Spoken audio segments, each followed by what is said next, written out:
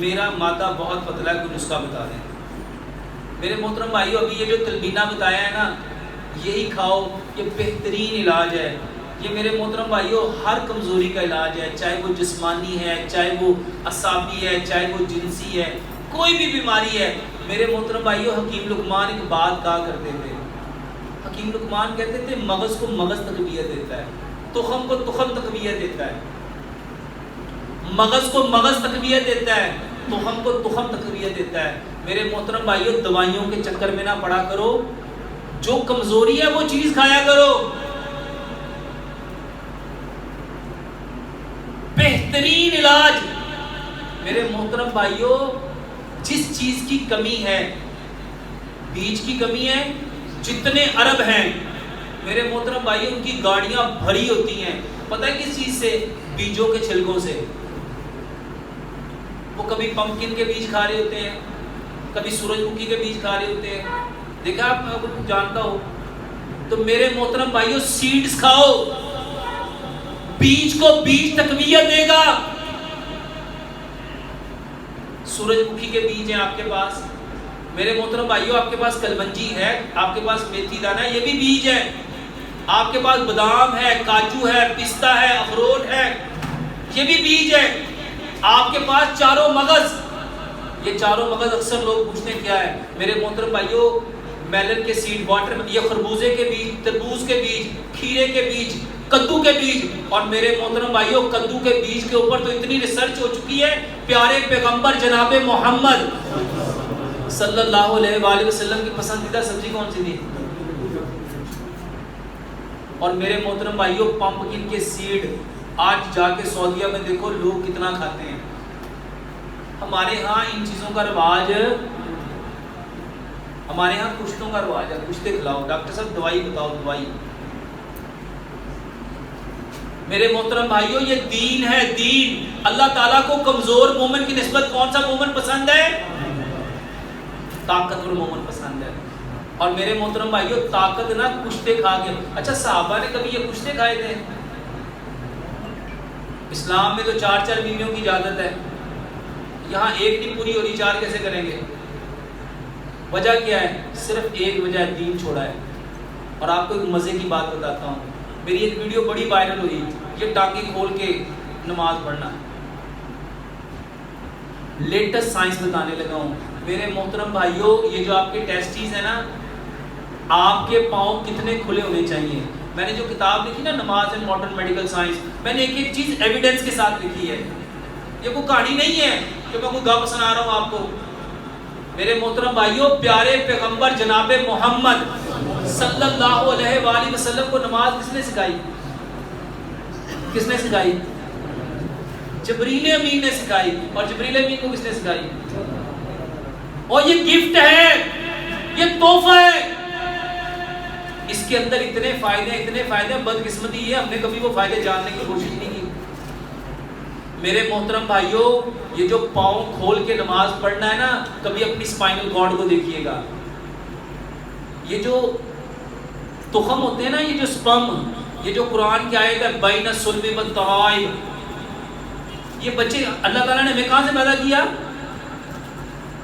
ہم کہاں سے نکل کے آئے؟ قرآن ہے بین الصلب والترائب۔ اللہ تعالیٰ نے ہمیں کمر اور یہ جو ہمارا پیٹ، اس کے اس مورے سے، یہ جو ورٹیبریٹ ہے اسپائنل کارڈ، جب ہم نماز میں کھڑے ہوتے ہیں نا، تو ہمارا رب ہماری اسپائنل کارڈ کی الائنمنٹ ٹھیک کرنا چاہتا ہے، ہماری پشت مضبوط کرنا چاہتا ہے، ہماری کمر کو قوی کرنا چاہتا ہے۔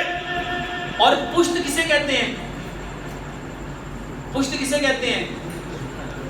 کسے کہتے ہیں؟ پشت کسے کہتے ہیں؟ پشت نسل کو کہتے ہیں۔ اور ہمارے ہاں پشت کہتے پیچھے۔ اور بھائیوں، پشت در پشت، کبھی کسی نے کہا ہے کہ پیچھے در پیچھے، کہ پشت در پشت کیا ہوتا ہے؟ نسل در نسل۔ اللہ ہماری، اور یہ جو قیام ہے نا، اللہ کی قسم، اللہ ہمیں قیامت تک کے لیے قائم کرنا چاہتا ہے، اسی لیے حکم دیا کہ اپنا قیام لمبا کرو، اپنے رکوع لمبے کرو، اپنا سجدہ لمبا کرو۔ اور نبی صلی اللہ علیہ وآلہ وسلم کے نوافل جتنے ہوتے تھے کیا یہ تینوں چیزیں برابر نہیں ہوتی تھیں؟ میرے محترم بھائیوں یہ صرف ہماری طاقت کو بڑھانے کے لیے ہے. کبھی آپ لوگ واللہ لمبا قیام کر کے دیکھو, لمبا رکوع کر کے دیکھو, لمبا, اور یہ پاؤں جو ہے نا میرے محترم بھائیوں آپ کی تھائیز ٹیسٹیز کے ساتھ ٹچ نہیں ہونی چاہیے. یہ دیکھو ایک بات, ہم لوگ یہ جو کھڑے ہوتے ہیں نا نماز میں, یہ نماز میں جو کھڑے ہونا تھا یہ ایسے کھڑے ہونا ہے کہ یہ تھائی آپ کی ٹیسٹیز کے ساتھ ٹچ ہے. آپ اگر کھڑے رہیے گا, آپ پاؤں کھولیے گا اپنے, یہ دیکھیے ایک بھائی اور کھڑا ہوئیے گا, ادھر آئیے گا, یہ تھوڑی سی ایسا واپس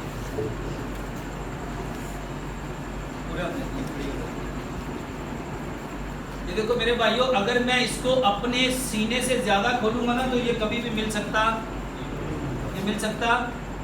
مجھے اس کو جب تک میں اپنے سینے کے مطابق نہیں کھولوں گا اور یہ بھائی اپنے سینے کے مطابق نہیں کھولے گا, یہ کبھی کندھے سے کندھا مل سکتا. اب ان کو دیکھو, اب ہم میں فرق ہے, کیا کریں گے, یہ اپنا پاؤں تھوڑا سا اگر میں اپنے جسم کے مطابق اس کو کھولوں گا اور یہ اپنے جسم کے مطابق کھولیں گے, اپنے جسم کے مطابق کھولیں گے. جب یہ جسم کے مطابق کھولیں گے, ہمارے ہاتھ جب یہاں پہ ہوں گے, اپنے ہاتھ باندھیے گا, تو یہ ہماری تینوں چیزیں آپس میں, ابھی بھی یہ گیپ ہے. میرے محترم بھائیوں اس کو آپ کی تھائی کے ساتھ ٹچ ہے, یقین جانیں آپ اپنے پاؤں کا یہ جو کھولنا ہے, یہ جو فاصلہ ہے میرے محترم بھائیوں اپنے سینے کے مطابق کرو, ناپ کے کرو. یقین جانو اگر آپ کی یہ پشت, یہ والا حصہ, اور جتنے لوگوں کو پیچھے درد ہوتی کہاں ہوتی ہے, اسی سے میں ہوتی ہے, اسی سے میں ہوتی ہے. اور جتنے لوگوں کو یہاں درد ہوتی ہے اس کی سب سے بڑی وجہ یہ ہوتی ہے, آپ گھر جا کے پریکٹس کیجئے گا, اپنے پیر کم کھولو, کم کھولو, اور یہ تھائی ٹچ ہو رہی ہو اور آپ ایسے رکوع کرو, یقین جانو آپ کے یہاں پہ درد شروع ہو جائے گی. آپ اپنے پاؤں زیادہ کھولو اپنے سینے کے مطابق اور پھر رکوع کرو, ورنہ آپ کا رکوع بھی پرفیکٹ ہوگا اور آپ کی کمر میں درد نہیں ہوگی, سکون ملے گا. اور آج ہماری کمر میں سب سے زیادہ درد تکلیف کیوں ہے, اور یہ جو ہمیں مسائل ہیں اس کی وجہ کیا ہے کہ ہم نے پیارے پیغمبر جناب محمد صلی اللہ علیہ وآلہ وسلم کے طریقے کے مطابق اپنا قیام, رکوع, سجود نہیں کیے. دنیا میں جس جانور کے پٹھے سب سے زیادہ مضبوط ہیں, کوئی جانتا ہے وہ جانور کون سا ہے؟ جس کی ہڈیاں سب سے زیادہ مضبوط ہیں, جس کا گوشت سب سے زیادہ, جس کا وزن سب سے زیادہ, جس کا قد سب سے زیادہ, کون سا جانور ہے؟ وہ ہاتھی ہے, وہ ہاتھی ہے. اور میرے محترم بھائیوں ہاتھی ساری زندگی کبھی گوشت نہیں کھاتا, کبھی, وہ ساری زندگی کبھی دودھ نہیں پیتا.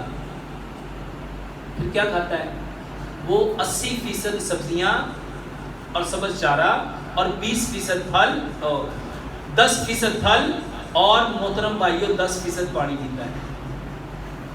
سب سے زیادہ طاقت, حکیم لقمان نے ایک جملہ کہا تھا, حکیم لقمان فرماتے ہیں جو چیز اللہ نے جس کوانٹٹی سے اتاری ہوتی ہے وہ انسانوں کو اتنی ضرورت ہوتی ہے. اور اس وقت سب سے زیادہ جب گرمیاں آتی ہیں تو سارے پھل ہی آ جاتے ہیں. جب گرمیاں آتی ہیں سارے پھل, اور میرے محترم بھائیوں کس قدر زیادہ سبزیاں ہیں ہماری.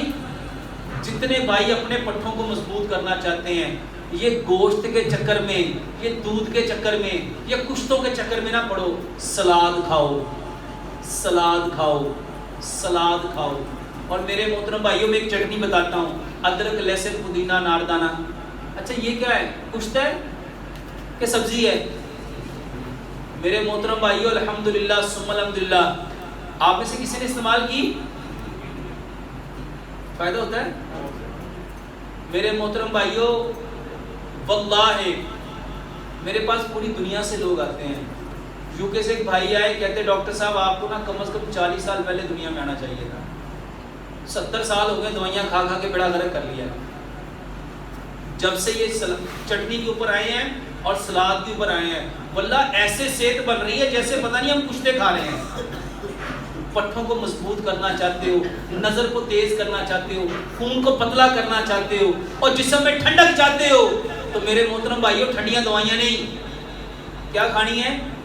سلاد, گاجر, مولی, شلجم, کھیرا, پیاز, ٹماٹر, بند گوبھی, سلاد کے پتے, لال مولی, چقندر, سبز دھنیا, پودینہ, اور اس میں 5 قسم کی چٹنی, ادرک, لہسن, پودینہ, ناردانہ, اس میں سبز دھنیا ڈال دو, اس میں سبز مرچ ڈال دو, اس میں کالی مرچ ڈال دو. میرے محترم بھائیوں 1 پاؤ سلاد اور 2 چمچ چٹنی کے یہ لو. اور اگر بہت پٹھے درد کرے تو میرے محترم بھائیوں دوائی نہیں, پیچھے جاؤ. جب ہمارے بڑے, جب ہمیں چوٹ لگتی تھی تو ہمارے بڑے کہتے تھے اس کو ہلدی اور دال چینی والا کیا پلاؤ. آج یورپ اس کو گولڈن ملک کہتا ہے. سٹار باکس پہ جا کے کبھی اس کی قیمت دیکھو, آپ حیران رہ جاؤ گے. اور جس کو آپ لوگ پوچھتے نہیں ہو, 1 گلاس دودھ لو, آدھی چائے کی چمچ ہلدی, آدھی چائے کی چمچ دار چینی, آدھی چائے کی چمچ سونف, 2 سبز الائچیاں, 2 لونگ, اتنا پکاؤ, 1 گلاس دودھ پونا رہ جائے. میرے محترم بھائیوں اس کو پیو, بہترین پٹھوں کی درد کا علاج ہے.